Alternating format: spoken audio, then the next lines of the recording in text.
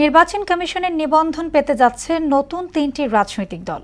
জাতীয় নাগরিক পার্টি, সমাজতান্ত্রিক দল ও মার্ক্সবাদী ও আম জনগণ পার্টির নিবন্ধন বিষয়ে বুধবার গণবিজ্ঞপ্তি জারি করবে কমিশন। বিকেলে নির্বাচন ভবনে এক ব্রিফিংয়ে এই তথ্য জানান ইসি সচিব আখতার আহমেদ। গণবিজ্ঞপ্তিতে আপত্তি নিষ্পত্তির পর আগামী সপ্তাহে নিবন্ধন প্রক্রিয়ার আনুষ্ঠানিকতা শেষ হবে বলে জানান তিনি। হেমার আসাদের রিপোর্ট।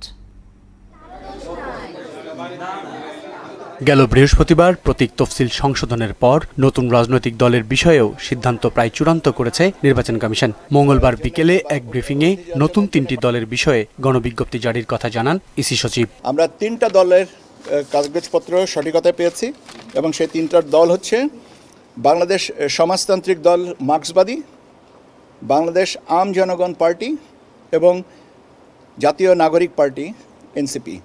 এই 3টা দলের ব্যাপারে এই নতুন প্রার্থিত নিবন্ধনের বিষয়ে এটা কমিশন মনে করেছেন যে এই 3টা দল রাজনৈতিক দল হিসেবে নিবন্ধন পেতে পারেন এবং তাদের ব্যাপারে আগামীকাল পত্রিকায় আমরা বিজ্ঞপ্তি দিব। জানান নতুন 3টি দলের জন্য প্রতীক বরাদ্দ দিয়ে এই বিজ্ঞপ্তি জারি হবে। আপত্তি নিষ্পত্তি শেষে আগামী সপ্তাহে নিবন্ধনের কাজ শেষ করবে কমিশন। এনসিপি চেয়েছে শাপলা কলি, আর একটা দল চেয়েছে কাছি, আর একটা দল তাদের প্রতীক পরিবর্তনের জন্য অনুরোধ করেছে। এটা 12 তারিখ পর্যন্ত সময়সীমার ভিতরে আমরা দাবি আপত্তি বা অভিমত পাবো। 12 তারিখের পরে 2-1টা দিন তো লাগবে। এদিকে এদিন সকালে প্রধান নির্বাচন কমিশনার এম নাসির উদ্দিনের সঙ্গে সাক্ষাৎ করে বাংলাদেশের বিপ্লবী ওয়ার্কার্স পার্টির 5 সদস্যের প্রতিনিধি দল। এম আর আসাদ, মোহনা সংবাদ, ঢাকা।